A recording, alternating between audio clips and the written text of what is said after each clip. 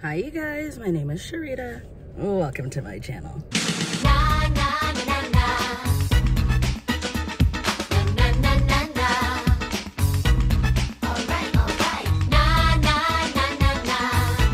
Okay, so it's warm and I just finished a yoga class.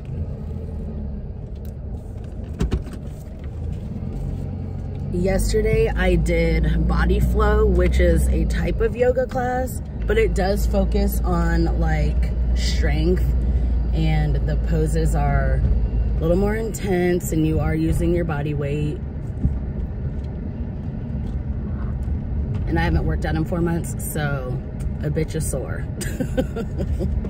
So today was just a regular yoga class, which is something that I needed to do because, like I said, I'm really sore. And I need to keep moving so I don't get too stiff or whatever. So anywho, today I wanted to talk about this whole like Roe v. Wade situation. Now, I'm not going to sit here and tell you that I know 100% everything about it, because I don't know like all of the vernacular and the jargon and whatever, but what I do know is that it's not good. I'm going to tell you why. And I also want to compare it a little bit to other things that the government tries to control, such as mask mandates and vaccines. So one of the first things that I do want to say is how Hillary Clinton, and yes, this is going to be very political, even though I don't think any of this should be political at all. But Hillary Clinton warned us that these are the things that were going to happen if we voted that orange man into office. And so for all the people that are saying things like, oh, you are overreacting or whatever, that there was no overreacting. Because as we know, the one thing from history, what's that saying? It's like, the one thing that we learn from history is that we never learn from history. Like, it constantly repeats itself, and people think that for some reason they can change it while upholding the same policies. Like, it's ridiculous. So anyway, okay, so Roe v. Wade. Basically, they're trying to make it so that abortions are illegal, right? And they're trying to control women's bodies. And it's just so frustrating because we need, first of all, when it comes to pregnancies, shouldn't we be, if, and this is a big if, because I don't think we should be policing or controlling anybody's bodies, but if we had to control anybody's body, shouldn't it be the man? Because think about it. A woman can only be responsible for one pregnancy a year, because, you know, they'll be pregnant for 9 months if they carry it to term, and then, you know, boom, a baby pops out. But a man can literally impregnate 365 women in 1 year. I mean, technically more, but if a man were to impregnate one woman per day, do you get my drift? So why are we even policing women's bodies? Why is the woman the person who is responsible for birth control? And really it should be called pregnancy control, because that's really what, you know, that's why people, it should be called pregnancy control, not birth control. And we have found out that it is easier for a man, a young man, to get a vasectomy that's reversible, and then that person can have sex with whoever they want to without, I shouldn't say, it's obviously not 100%, because not everything's 100%, but without the possibility of getting somebody pregnant. And once that person is ready to have kids, then it's so easy to reverse that process, and it doesn't involve anything that you're putting into your bodies, which is what birth control is.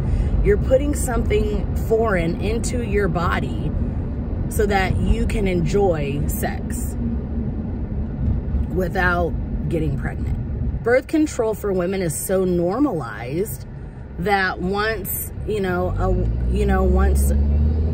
a girl becomes of a certain age, then automatically it's like, well, I think, just in case, I'm going to put my child on birth control. You're putting something into their bodies rather than having the man just have a vasectomy. I feel like vasectomies or at one point or another, were what is it called? Like, basically, men would make fun of other men for having a vasectomy because, oh, if you're not spitting out swimmers, then you're not a real man. Like, it was this narrative that was pushed so that men can feel like real men. And my whole thing is like, what? First of all, like, it's hard to produce sperm. And two, like, you're not being castrated. Like, you're not getting, your penis will still work, but without the responsibility of a child. Like, I don't get it. I don't understand why more men don't do it. But whatever. If y'all want to listen to other men demasculinize, what is the word I'm looking for? That's not the word I'm looking for. You know what? You know the word. Okay. So we know that typically the right are the people who are pro-life. And I feel like there are extremists on both sides when it comes to the right and the left. And I've said this before, I feel like most people are in the middle, but for whatever reason, they push, well, we know the reason, but they push this narrative of it's black or white, it's right or left, it's right or wrong. And that's just not how the world works. That is not how it is with any situation. And if we are policing women's bodies, we're telling them don't get abortions, abortions are still going to happen, right? Just like when the left talks about banning guns, what do people say? Oh, well, people are still going to find a way to get guns, so we might as well make them legal. We might as well keep them legal, right? So why is it so hard to just allow people to have control over their own body? And people will say things like, well, once you get pregnant, it's no longer your body. And when you were you born with a baby inside of you? Because you weren't. Like, if we really want to get, a baby can be categorized as a parasite or a fetus. And it's not, my whole thing is, if you do not agree with abortions, don't get one. And if you're a man who doesn't agree with abortions, which I have a hard time believing that I have a hard time believing that a man has never been like, hey, I can't afford this baby, can you please get an abortion? Like, I feel like it, and of course, not all men, but I feel like there are a lot of men, especially ones who are pro-life, have told a woman to get an abortion. You know what I mean? So if a man is pro-life, then he needs to make sure that the woman he's having sex with is also pro-life, so that he won't be responsible for an abortion. Like, it's literally as easy as that. And I think the solution is to just stop having sex with conservatives. because they don't believe in any kind, like, if a woman is, I need to stop using that word. If a person is in a life or death situation, if they have an ectopic,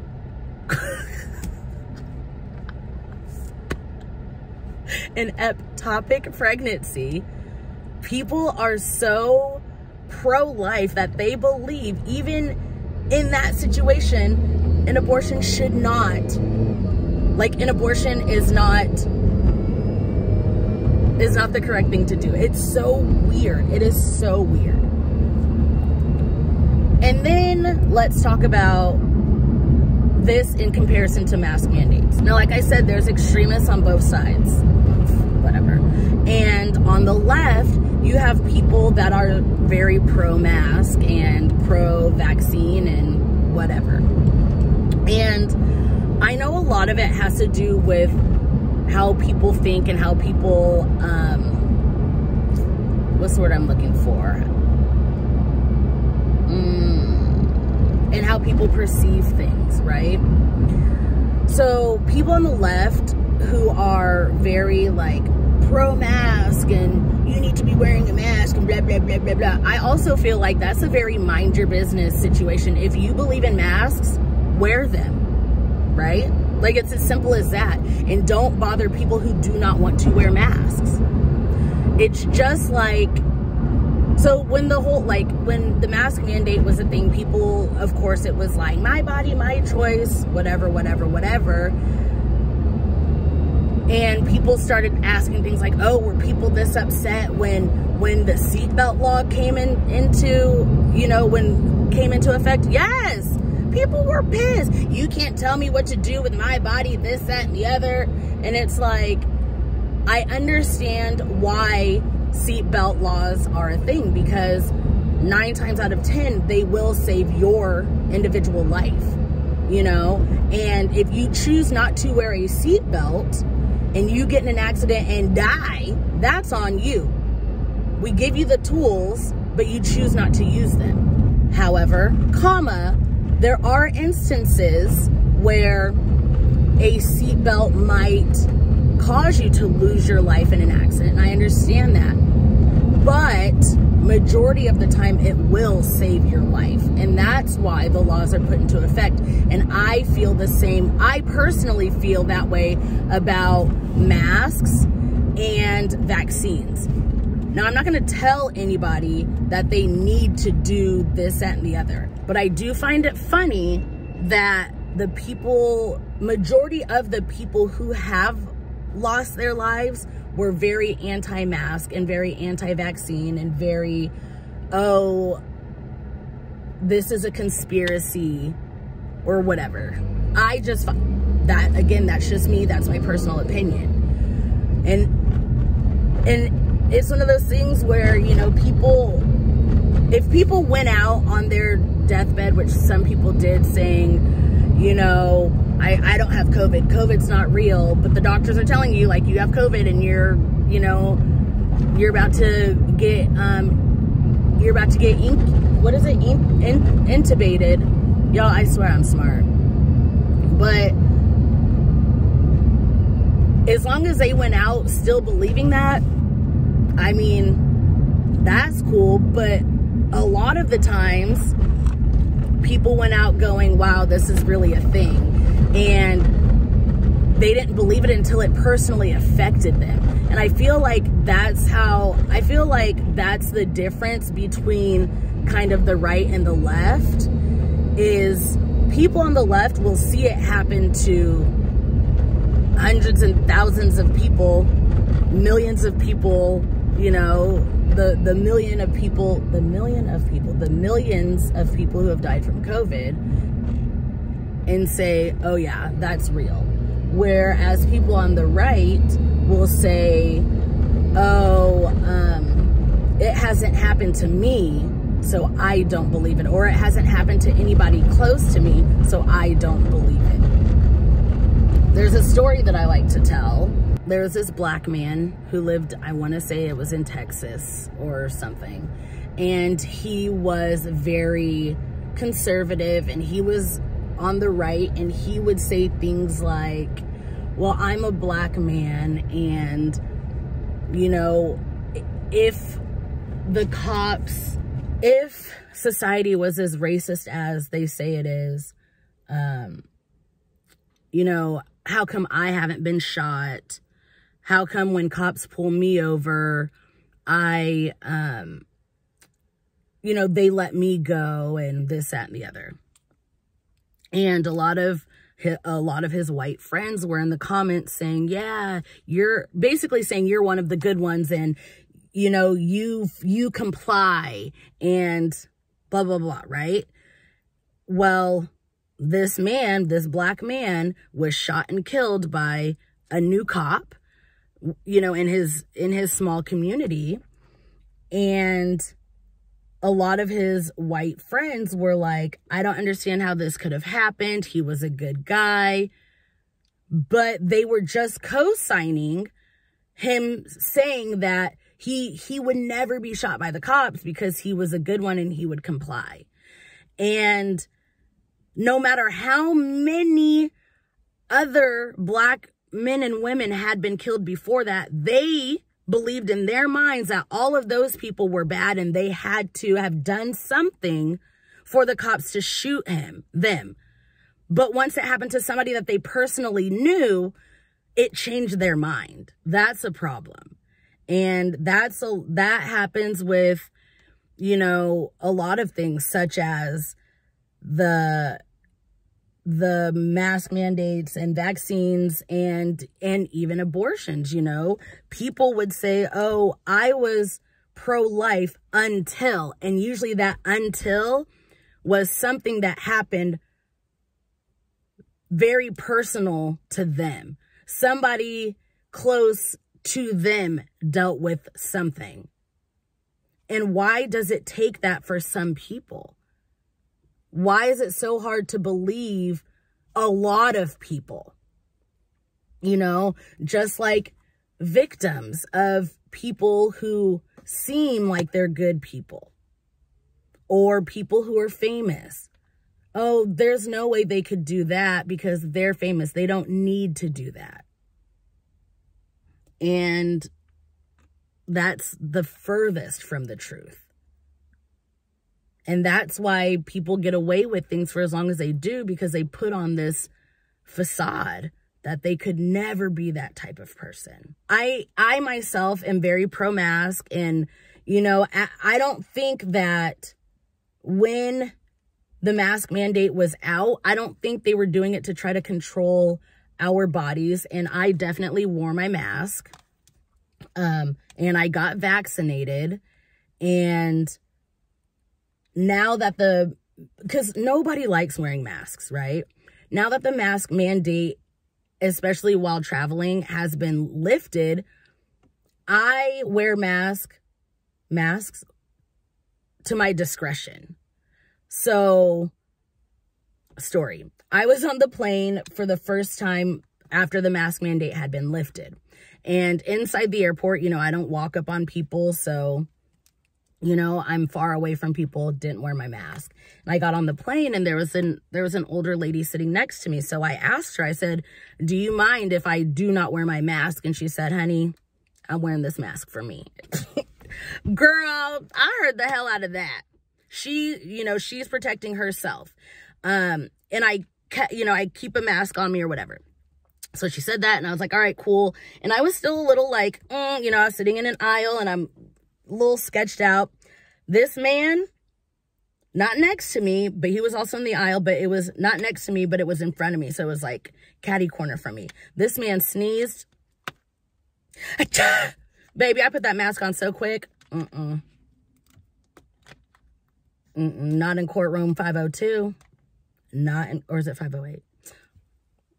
Not in my courtroom. Another story, I was traveling again, and a little girl and her mom sat next to me, and they both had their masks on. And so I put my mask on because I felt like it would probably make them feel more comfortable. So I'm not to the point where I'm like, everybody needs to wear their mask. But if you're to the point where you look down on people because they're wearing a mask or whatever, and it's like, it kind of feels like you're judging somebody's religion because it's their choice. It's what they personally believe in. And as long as that person is not trying to shove it down your throat, Christianity, I see nothing wrong with it. I see nothing wrong with somebody who wears a mask. I see nothing wrong with somebody not wearing a mask. And at the end of the day, it's what you believe and what you feel is best for you. And I see both sides, as long as you're not, I don't know, because there are people who will say things like, you know, I feel like the government's trying to control us with the vaccine and the this and the that. But also you see that the vaccine is causing, or, you know, like the measles and rubella, like we've seen vaccines work. Chickenpox, we've seen it work, right? But then I do understand people who have been harmed by vaccines, you know? And then we had people going around saying that vaccines cause autism, which that's been debunked. Like, and also, so what if you have a child that has autism? That child is alive, you know? So there's just so many like ifs, ands, or whats, or buts, and, you know, and then you have the, you know, the lady who said she got a vaccine, the flu shot, and then could only walk backwards, but then come to find out she was lying about it. And it's just like all this fear mongering, but you have to do what is best for you at the end of the day. And then at the end of the day, if you choose not to get vaccinated, but you're pushing all this, you know, like you're trying to scare people into it, you're no better than somebody who's trying to force you to get the vaccine. And also, like, you have to stop listening to these people. Like so apparently Joe Biden was doing they had something, and Joe Biden was saying, well, I don't believe that people who watch Fox News was watching it anyways. But when Joe Biden said, how do you think all your Fox News people are in here when you had to be vaccinated? And it's like, well, ask them, because they did get vaccinated. But then they're out here telling you don't get the vaccine because it's dangerous. Like, how does that make any sense? How does it make any sense? And y'all still refuse to believe that Trump said if he ever decided to run for office, he would run Republican because they're not smart.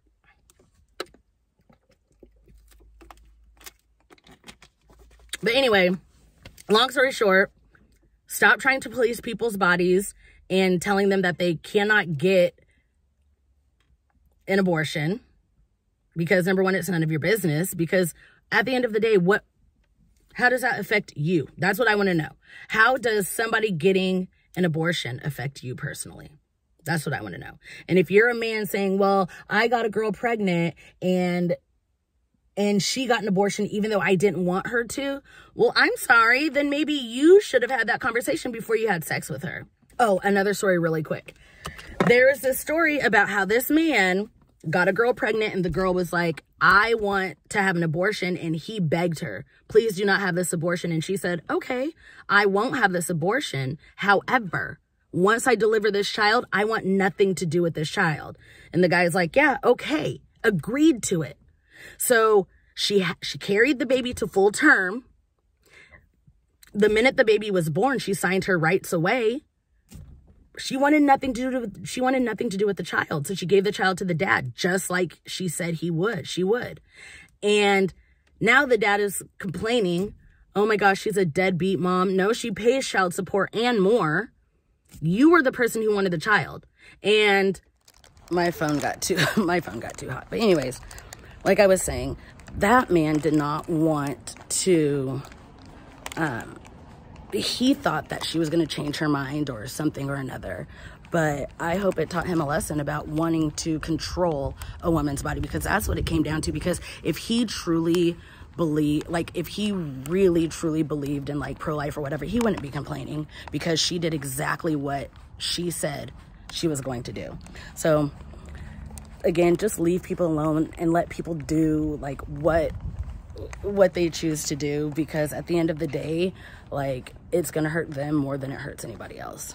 So anyways, I'm ready to go inside. I need to take a shower. Actually, I need to check the mail. I need to take a shower, and then I have to go tutor my cousins and then pick up Miles. And then tonight is middle school orientation. Oh my God, my child is going to be in middle school next year. So anyway, thanks for watching, and until my next video, I'll see you guys later.